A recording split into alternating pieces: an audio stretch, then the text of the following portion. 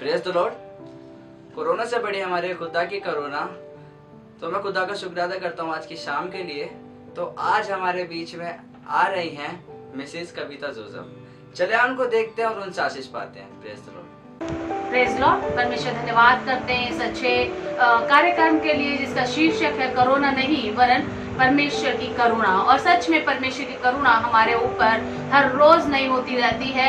आज एक वचन से मैं आपको उपहार लेना चाहूंगी जो मिलेगा आपको 2 कुरिन्थियों उसका 5वां अध्याय और उसके 15वें पद में कुछ इस प्रकार लिखा हुआ है, जैसा मैं आपके लिए पढ़ूंगी। यहाँ पर लिखा है, वो इस निमित्त सबके लिए मरा कि जो जीवित है वे आगे को अपने लिए ना जिए परंतु उसके लिए जो उनके लिए मरा और फिर जी उठा। हालेलुया।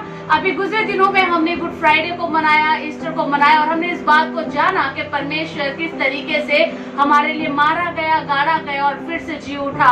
और वो सिर्फ इसलिए नहीं हुआ कि उसको एक काम दिया था परमेश्वर ने, उसके बाप ने एक काम देकर उसे इस जमीन पर भेजा था और उसने उस काम को पूरा कर कर वो तो अपने पिता के दाहिने चला गया, लेकिन एक काम वो मेरे और आपके लिए दे गया।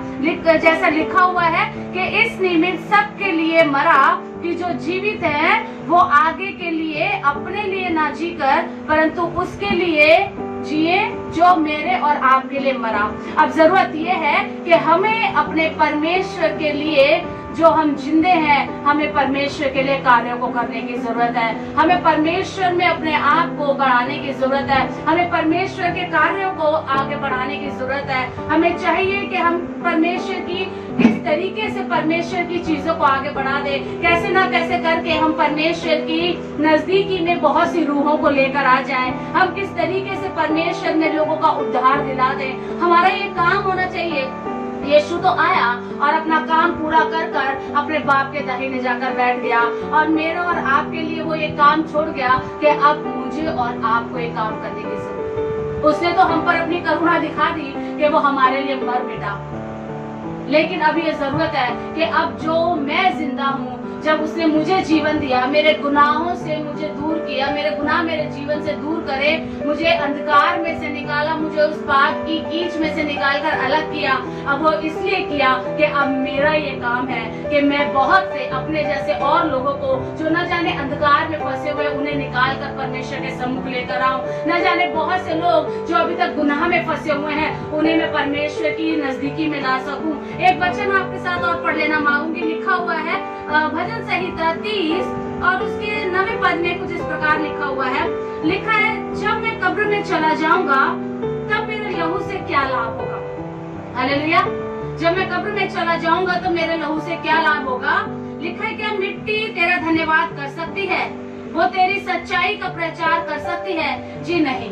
एक मरा हुआ व्यक्ति कुछ नहीं कर सकता। एक मरा हुआ व्यक्ति ना अपने आप को हिला सकता है, ना डुला सकता है, ना कुछ कर सकता है। एक जीवित प्राणी ही अपनी एक जगह से दूसरी जगह जा सकता है, अपने हाथ पैरों को हिला सकता है, कार्यों को कर सकता है। क्या हम अगर मरकर हम क्या कुछ कर लेंगे? कुछ नहीं कर पाएंगे। हम कई बार यह सोचते हैं हमारे पास समय नहीं, अभी स्टडी करनी है, अभी जॉब करना है, अभी घर का काम करना है, अभी चीजें करनी है, अभी समय नहीं है परमेश्वर के काम का।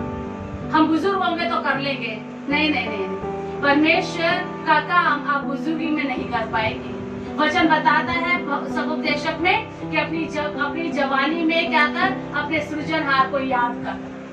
हमें अपनी जवानी में ही अपने परमेश्वर को याद करने की जरूरत है, उसके कार्यों को करने की जरूरत है। आपने एक बात नोट किया होगा, यीशु मसीह के सबसे अच्छे वक्त को खुद बाप ने उसके जीवन में रखा कि उन्हीं समय में वो परमेश्वर के काम को करने पाए। एक सही उम्र यीशु मसीह को दी गई कि उस समय में वो परमेश्वर के काम को करने पाए। वो 30 साल की उम्र में जब वो बिल्कुल जवान थे, वो बिल्कुल उनके अंदर एनर्जी थी, उस समय वो परमेश्वर के काम को करने के लिए निकले थे और उन्होंने वो पूरा काम कर।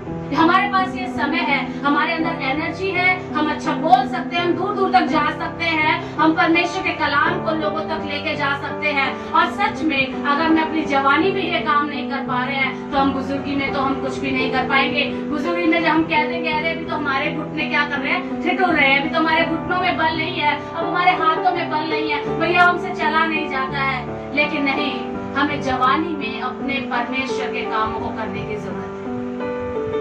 हालेलुया।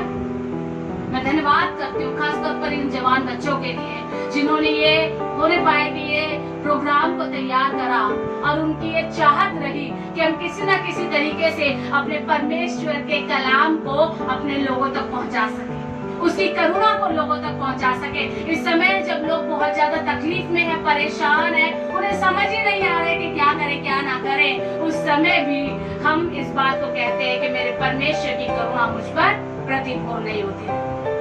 आप परमेश्वर के नजदीकी में आइए, आप परमेश्वर की उस मौत को जो उसने मेरे और आपके लिए सही, उसका सही अपने जीवन में उसको काम में लेकर आइए। अपने जीवन को ऐसे व्यर्थ ना जाने दीजिए, पर उसके इस जीवन को जो उसने मुझे दिया है, इस जीवन को हम परमेश्वर के लिए इस्तेमाल कर सके। अपने आप को कहे खुदावन मुझे अपने लिए इस्तेमाल। आइए परमेश्वर धन्यवाद करें और एक दुआ करेंगे। खुदा तेरा धन्यवाद करते हैं यीशु मसीह, हम अपने जीवन में सिर्फ ये चाहते हैं कि हम अपने जीवन में ऐसे व्यर्थ में अपने जीवन को बर्बाद ना करते चले जाएं, वरन इस जीवन से हम तेरे कार्य को कर सकें। हमारे जीवन से बहुत सी रूहें तेरे खजाने में इकट्ठी हो सके प्रभु। हमारे जीवन से बहुत से लोग तुझमें बचाए जाएं प्रभु जी। खुदावन धन्यवाद करते हैं कि मेरा जीवन तेरे लिए इस्तेमाल हो सके, मेरे परिवार का जीवन, मेरे लोगों का जीवन तेरे लिए इस्तेमाल हो सके। खुदावन जब तूने मेरे लिए उस सूली को सह लिया तो तूने मुझे जीवन दिया कि मेरा जीवन तेरे काम आ सके प्रभु। हमारे जीवन में हम अपने आप को तुझे सौंपते हैं और कहते हैं हमें इस्तेमाल कर। यीशु के नाम से आमीन। परमेश्वर आपको बहुत आशीष दे। Praise the Lord.